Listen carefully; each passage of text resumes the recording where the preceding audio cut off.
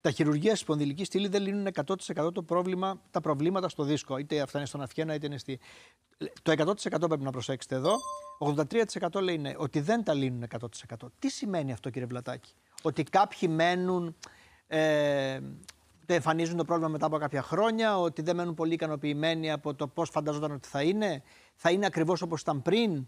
Καταρχάς, να πούμε ότι όταν γίνεται ένα χειρουργείο για μια κύλημνη σπονδυλίου δίσκου, σημαίνει ότι ο δίσκος είναι τραυματισμένος.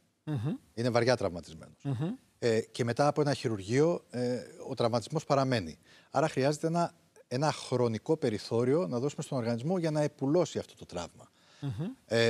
Είναι σαφές ότι αν συνεχίσει τον ίδιο τρόπο ζωής ο ασθενής και μετεχειρητικά με αυτόν που έκανε προεγχειρητικά, δεν θα του λύσει το πρόβλημα. Όχι. Φοβάσαι ότι θα ξαναγίνει αυτό, ότι θα ξανάρθει?